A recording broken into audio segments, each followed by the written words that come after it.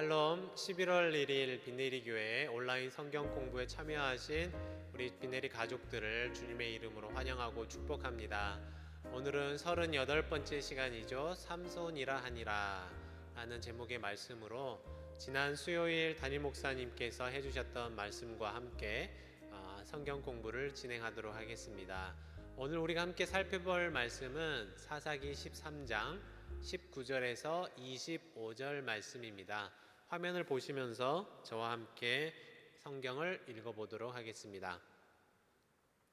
이에 마노아가 염소 새끼와 소재물을 가져다가 바위 위에서 여호와께 드리매 이적이 일어난지라.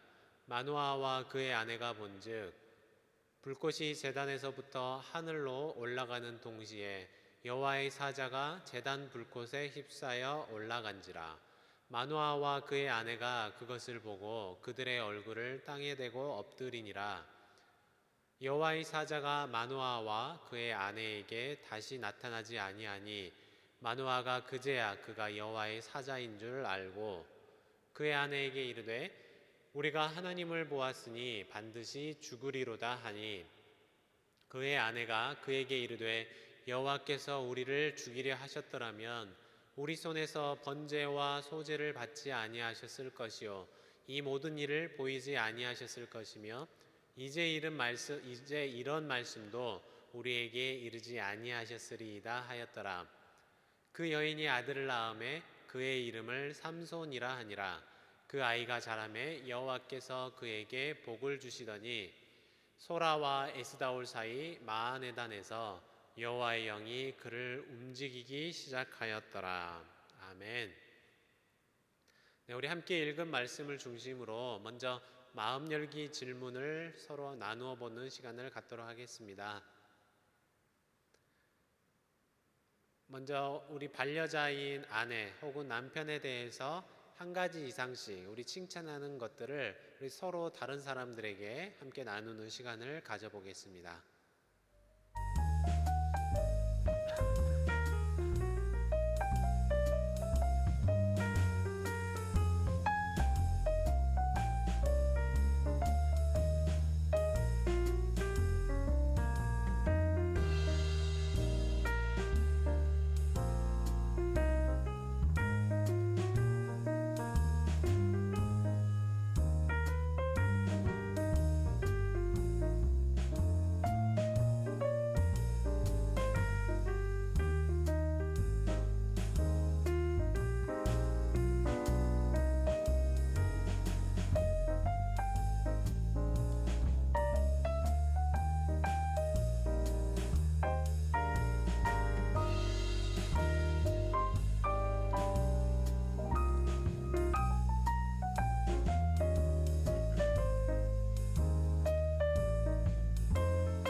함께 나누어 보셨습니까? 여러 사람들을 만나서 얘기를 나누다 보면 어떤 분들은 자기 가족에 대해서 늘 불평을 하는 사람들을 만나본 적이 있습니다. 내 아내에 대해서 혹은 내 남편에 대해서 내 자식이나 부모에 대해서 여러 가지 불만을 얘기하는 사람들을 만나보았는데요. 물론 자신과 자기 가족이 겪고 있는 어려움들을 호소하는 하나의 방법이 될 수도 있을 것입니다. 그런데 그런 불평을 계속 듣다 보면 저도 모르게 그 말씀을 하시는 분과 또 그 가족에 대해서 안 좋은 선입견을 갖게 되는 경우도 있었던 것 같습니다. 혹은 또 반대로 늘 자기 남편 또 혹은 아내에 대해서 칭찬하고 존중하는 말을 해주시는 분들을 만나본 적도 많이 있습니다. 그러다 보면 저 또한 그 두 분을 모두 다 좋은 사람이라고 저도 모르게 인식하게 되는 경우들도 있었습니다. 오늘 하루 여러분들의 인생의 반려자에 대해서 칭찬을 한 가지씩 해보는 것은 어떨까요? 여러분의 아내 혹은 남편은 저나 여러분이 생각하는 것보다 훨씬 좋은 사람일 것입니다. 그러면 우리 계속해서 말씀 열기 질문을 함께 살펴보도록 하겠습니다. 첫 번째 질문입니다. 마노아가 제물을 바칠 때 어떤 일이 일어났습니까? 네, 20절을 보시고 성경 속에서 답을 찾아보시고 답을 한번 적어보시기 바랍니다.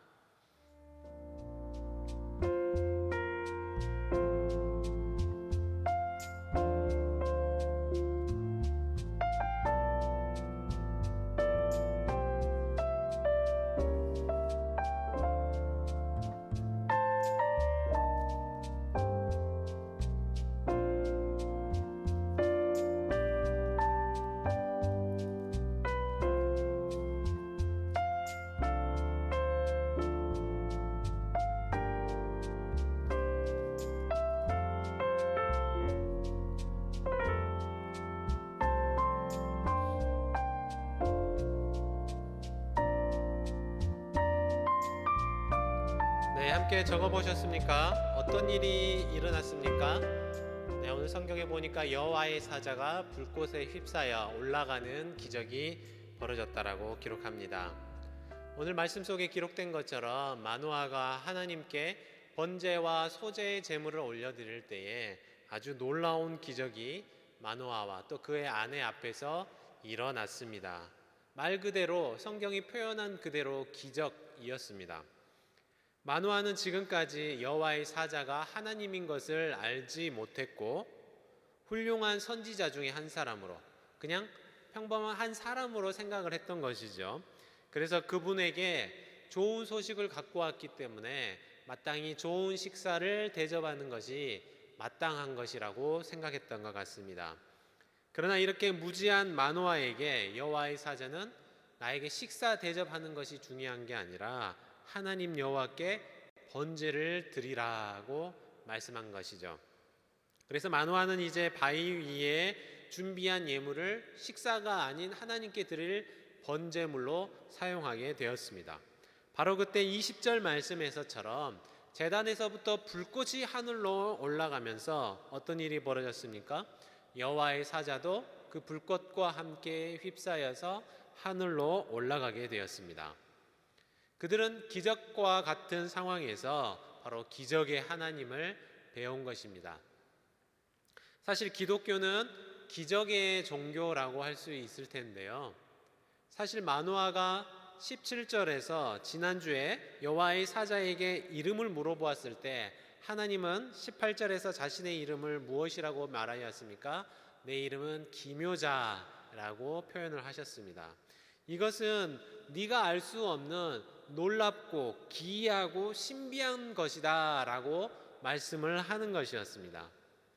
그런데 여기 표현된 하나님께서 자신을 표현하셨던 기묘라는 말과 19절에서 마노아와 그의 아내가 경험했던 이적, 기적, 이 두 가지 단어는 같은 언어를 가지고 있는데요. 그러니까 기묘한 하나님이 기묘한 기적을 이 두 사람에게 보여준 것입니다. 히브리어로 살펴보면 이 기묘라는 단어는 펠리라는 히브리어를 사용합니다. 그리고 기적이라는 단어는 팔라라는 단어를 사용하고 있습니다. 여러분들이 들으시면 아시겠지만 두 단어가 다 같은 어원을 가지고 있는데요. 그러니까 기묘자 펠리가 아이를 낳지 못하는 마노아의 아내에게 아들을 낳을 것이라는 기적 팔라의 소식을 전해주었습니다. 이제 그 기적 팔라를 전해준 기묘자 펠리가 다시 한번 기적 팔라를 일으키셔서 자신이 바로 기적의 하나님이시고 기묘한 하나님이시라는 것을 마노아와 그의 아내에게 직접 보여준 것이죠. 그래서 다시 한번 말씀드리지만 기독교는 역시 기적의 종교인 것 같습니다. 출애굽도 기적이었고 구약에 일어났던 많은 사건들이 다 기적과 같은 역사였습니다. 또 어떻습니까? 기독교의 근간을 이루는 아주 중요한 원리들, 예수님께서 동정녀에게서 탄생하셨다라는 것, 하나님이 성육신하셨다는 것, 부활하신다는 것, 이 모든 것이 다 기적이 아니겠습니까? 그리고 역시 마찬가지로 우리 또한 기적적으로 구원을 받은 사람이고 그런 기적을 믿고 사는 사람입니다. 그러나 우리가 보기에 우리 인간의 눈에는 이 모든 일들이 기적과 같이 도무지 이해가 안 되는 일처럼 보이지만 어떻습니까? 기적 그 자체이시고 기묘하신 하나님께는 능치 못한 일이 없다라는 점을 우리는 오늘 배우게 됩니다. 그래서 우리는 이 일들을 보면서 능력의 하나님을 볼 수 있는 그런 신앙의 눈을 갖게 되기를 소원합니다. 그러면 계속해서 두 번째 질문을 함께 살펴보겠습니다. 여호와의 사자인 것을 깨달은 마노아와 그의 아내의 반응은 무엇이었습니까? 22절과 23절 말씀을 보고 답을 찾아보시기를 바랍니다.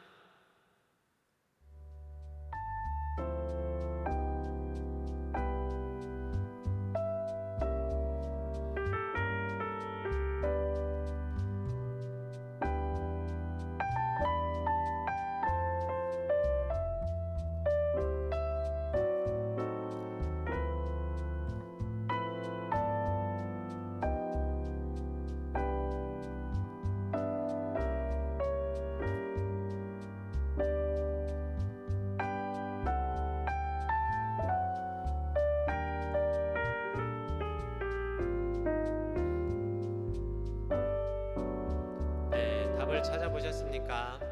각각 두 사람의 반응이 조금 달랐죠. 마누아는 하나님을 보았으니까 죽으리라고 생각했지만 아내는 우리가 죽지 않으리라고 반응을 보여주었습니다. 마노아와 그의 아내는 같은 자리에서 같은 시간 똑같은 기적을 보았습니다.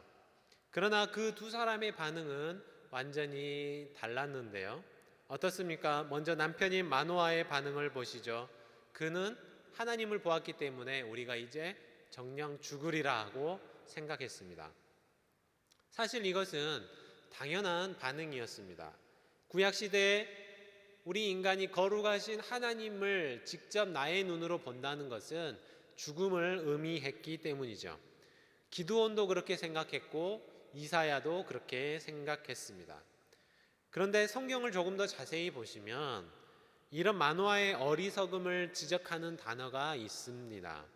21절 후반부를 보시면 마노아가 여호와의 사자이라는 것을 깨닫는 장면 앞에 어떤 단어가 기록이 되어 있습니까? 그제야 그가 여호와의 사자인 줄 알았다라고 표현하고 있습니다.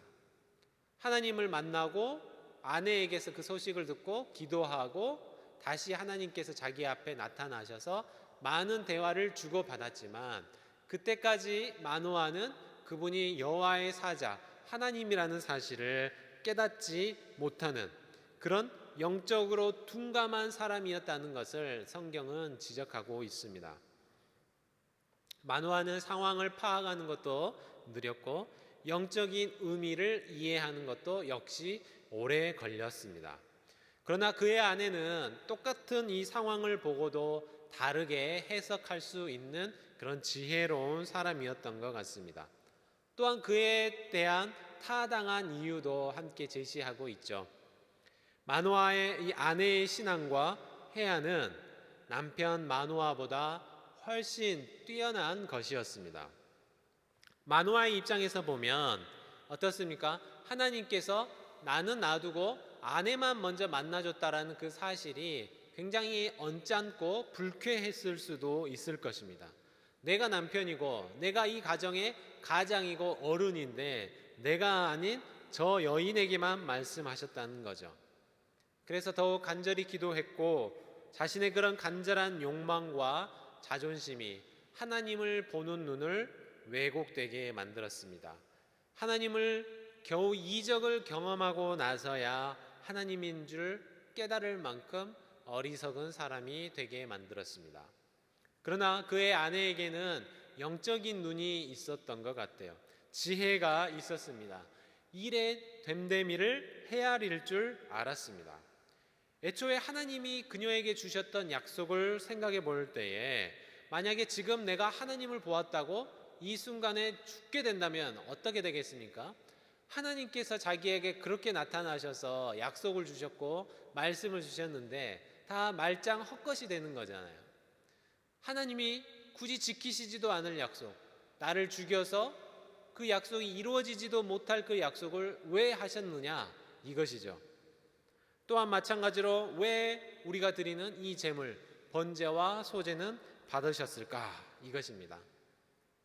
아내는 이미 깨닫고 있었지만 자기 자존심만 생각하고 아내보다 스스로를 높은 사람이라고 여겼던 남편은 자신의 어떤 급박함과 이런 안절부절한 이런 모습들로 인해서 하나님을 바르게 깨달을 수 없는 한계를 가진 것이죠. 남편 마노아는 지금 눈앞에 펼쳐진 이 상황을 당장 어떤 공포, 두려움 이것에 압도되어서 그 일이 의미하는 것을 깨닫지 못하고 있었던 것 같습니다. 하지만 그의 아내는 달랐습니다. 마노아의 아내가 하는 말을 보면 그냥 가볍게 추정해서 우리 안 죽을 것 같은데 라고 말하는 게 아니라 굉장히 강한 확신을 가지고 여기서 말하고 있다는 걸 알 수 있습니다. 그만큼 마노아의 아내는 하나님의 사자에게서 약속의 말씀을 들었고 감사의 번제를 드렸는데 저 불꽃이 올라간 것처럼 하나님께서 우리의 마음을 받으시고 응답하셨다라는 것을 깨달은 것이죠. 그렇기 때문에 우리가 하나님을 배웠지만, 눈으로 보았지만 죽지 않고 살아서 하나님께서 앞으로 행하실 일과 그 역사를 맛보게 될 것이라는 것을 굳게 믿을 수 있었던 것입니다.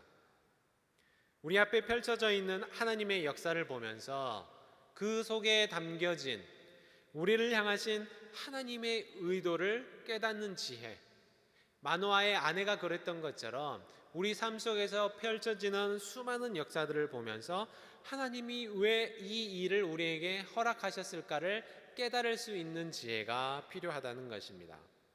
물론 우리는 하나님이 거룩하시고 높으시고 영광스럽고 고귀한 분이시기 때문에 하나님 앞에 바짝 엎드리고 경배하고 낮아져야 할 것입니다. 그러나 동시에 우리는 하나님의 인자하심을 믿고 그분과 함께 즐거워할 줄도 알아야 하는 것이죠. 그래서 시편 2편 11절에 보면 이런 말씀이 등장해요. 사실은 굉장히 모순된 말인데요. 여호와를 경외함으로 섬기고 떨어라고 했어요. 하나님은 두려운 분이니까 그 앞에 굴복하라는 거예요. 그런데 동시에 어떻게 하라고 말하고 있습니까? 즐거워하라는 것이죠. 하나님을 향한 경외함, 두려워함과 함께 즐거워하고 함께 기뻐하고 행복해하는 마음이 우리와 앞에 저와 여러분들의 신앙 가운데 함께 하기를 바랍니다. 그러면 다음 질문을 우리가 함께 살펴보도록 하겠습니다. 나보다 부족한 사람인 줄 알았는데 나보다 더 큰 신앙의 사람인 것을 알게 된 그런 경험이 있다면 나눠보시기 바랍니다.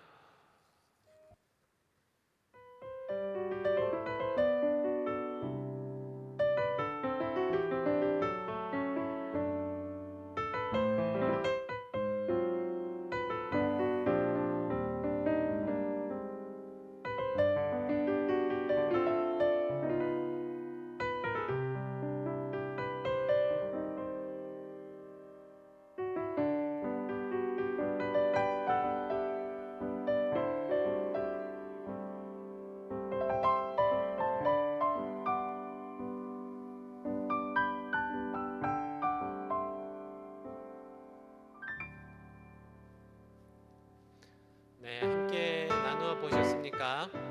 우리는 어떻습니까? 나 스스로는 높게 여기고 다른 사람에 대해서는 낮게 여기는 그런 경향들이 있는 것 같습니다. 특별히 남자들 같은 경우에 그게 더 심한 것 같은데요. 아마도 남자들은 일종의 허세도 많고 자기 자존심도 강해서 그런 것은 아닐까 생각해 봅니다. 물론 자신감을 갖고 자존감을 확고히 세우는 것도 굉장히 중요하지만 이런 부분 때문에 내 자신만을 높게 여기고 다른 사람들을 폄하하는 것은 잘못된 것일 것입니다. 오늘 말씀 속에 마노아도 그랬습니다. 내가 남자이고 남편이니까 또 우리 가정의 가장이니까 나 중심으로 일이 이루어지기를 바랬던 것 같습니다. 그러나 놀랍게도 성경은 마노아가 아니라 그 이름도 알 수 없는 한 여인을 통해 이 모든 역사를 이뤄가고 계셨습니다. 심지어 그녀는 영적인 안목도 있었고 남편은 알아채지 못하는 것을 영의 눈으로 이해할 수 있는 지혜로운 여인이었습니다. 이런 일은 실제로도 많이 있습니다. 저 사람을 볼 때 저 사람은 신앙이 연약해 보인다. 혹은 저 사람이 하는 것을 보면 나보다 믿음이 약한 사람처럼 보인다라고 생각했는데 위기가 닥쳤을 때, 어려운 일이 닥쳤을 때 보니까 그 사람의 신앙이 나보다 훨씬 깊고 고귀한 것이라는 것을 발견하게 될 때가 여러분들도 있지 않으셨습니까? 그래서 우리 모두가 지혜로운 사람이 되어서 남을 판단하고 나를 높게 여기는 것보다는 하나님이 주시는 지혜로 다른 사람들의 고귀한 것들을 발견할 수 있는 저와 여러분 되시기를 부탁을 드립니다. 네 번째 질문을 함께 살펴보겠습니다. 하나님은 삼손에게 무엇을 더해 주셨습니까? 24절 속에서 답을 찾아보시기 바랍니다.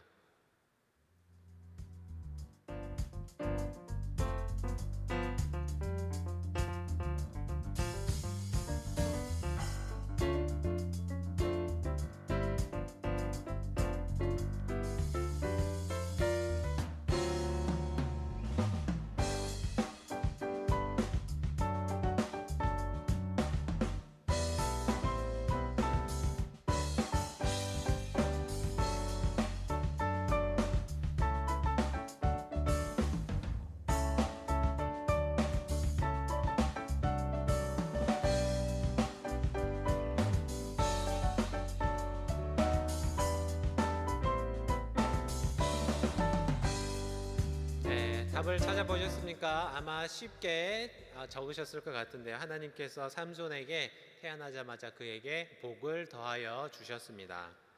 5절에서 하나님께서 마노아의 아내에게 처음 주셨던 약속은 하나의 변화도 없이, 일절의 변화도 없이 완벽하게 성취되었습니다. 아이를 낳지 못했던 마노아의 아내에게 하나님께서는 그 약속대로 귀한 아들을 더하여 주셨습니다. 하나님은 이처럼 약속을 이루시는 분이십니다. 또한 하나님은 자신의 약속대로 한 아이를 이 땅에 던져놓고 그냥 뒷짐지고 계시는 분이 아니라는 것이죠.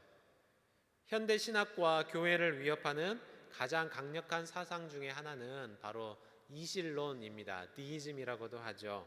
이것은 마치 하나님께서 시계공처럼 시계를 잘 만들어 놓고 태엽을 감아 놓고 놔두면 시계 혼자서 알아서 움직이는 것처럼 하나님은 우리를 그냥 던져 놓고 멀리서 바라만 보고 계신다라고 생각하는 것입니다.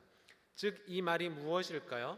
하나님은 이 땅에서 일어나는 일, 나와 또 나의 주변, 내 가정이 겪는 일과 전혀 상관이 없는 분이라는 것이죠. 그러나 하나님은 우리를 이 땅에 지으셨을 뿐만이 아니라 어떻습니까? 우리의 호흡 하나, 걸음 하나까지 지키시고 살피시는 분이십니다. 이것은 정말 중요한 건데요. 이 인생이 나 혼자 살아가는 인생이 아니라는 것이죠. 때로는 힘들 때나 어두운 터널을 지날 때, 나 홀로 외롭고 힘겨운 싸움을 하고 있다고 생각될 때에도 하나님은 여전히 우리와 함께 하시기 때문입니다.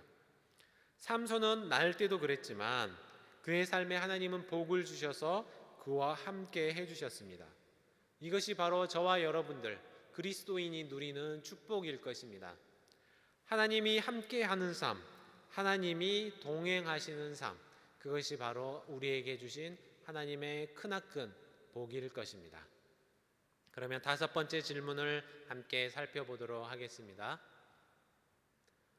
자녀를 양육하면서 하나님께서 자녀들과 가정에 주신 특별한 복이 있다면 나눠보시기를 바랍니다.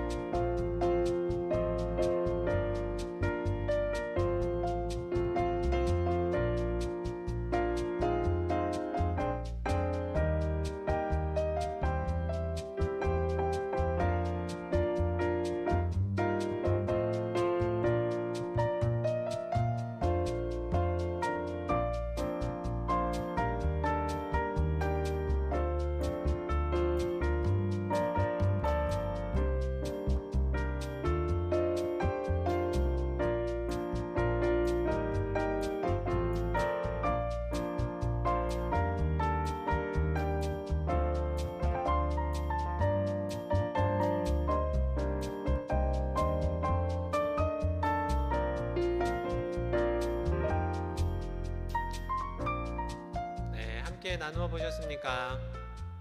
여러분들도 그런 경험이 많으셨을 것이라고 생각합니다. 저 또한 마찬가지로 하나님의 은혜가 아니었다면 저의 귀한 2 아들들을 지금까지 잘 키울 수 있었을까 많은 생각을 해보게 되는데요.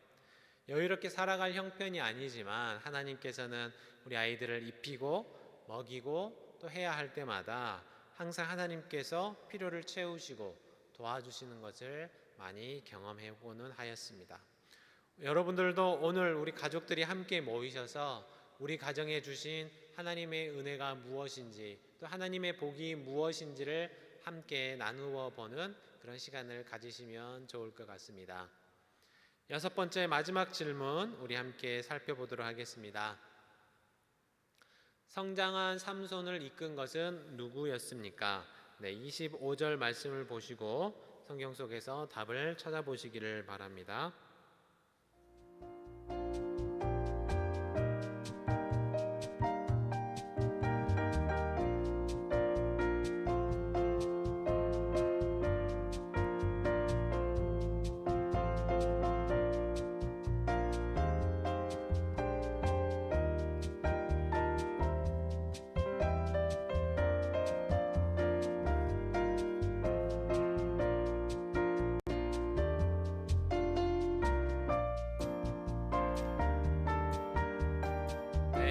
말씀을 찾아보셨습니까? 삼손을 이끈 것은 바로 무엇이었습니까? 여호와의 영이 삼손을 이끌기 시작하셨습니다. 삼손에게 임하신 성령은 삼손을 사로잡았고 움직이게 하셨습니다. 이제 드디어 본격적으로 삼손은 이스라엘을 구원하시려는 하나님의 손에 붙잡힌 구원의 도구가 되었습니다. 성령의 능력은 삼손이 저항할 수 없는 힘으로 다가왔고 삼손의 삶을 이끌게 되었습니다. 우리가 잠깐 지명을 살펴보시면 삼손의 삶에 대해서 표현할 때 25절에 보면 소라와 에스다올 사이 마하네단이라는 곳에서라고 표현하고 있는데요. 이 마하네단이라는 말은 단의 진영, 단의 주둔지라는 뜻입니다. 사실은 마하네단이라고 번역할 것이 아니라 다르게 번역을 해야 됐었는데요. 나중에 이곳은 단지파의 군사들이 머물렀던 주둔지이면서 군사적인 요충지가 됩니다. 또한 이곳은 후에 삼손이 죽고 나서 묻혔던 그런 곳이기도 한데요. 여하튼 삼손의 삶을 다시 한번 보시면 좋겠습니다. 지금까지 11명의 사사가 등장을 했었습니다. 그런데 이렇게 태어나기 전부터 조명을 받고 사사가 된 경우는 없었습니다. 나시린으로 구분을 받고 태어난 사사 역시 없었습니다. 태어나면서부터 믿음의 가정에서 하나님의 복을 듬뿍 받고 살아간 사사 역시 없었습니다. 어떻습니까? 사사 삼손의 삶이 어떻게 펼쳐질지 기대가 되지 않으십니까? 삼손은 이미 장성하기도 전에, 태어나기도 전에 자기의 가족들뿐만 아니라 온 이스라엘 사람들의 관심과 기대를 한 몸에 받고 자라난 아이였습니다. 블레셋에 오랫동안 억압받으면서 적으로도 병들어 있는, 내적으로도 병들어 있는 이 이스라엘을 해방시킬 수 있는 마지막 구원자가 등장한 것처럼 보였습니다.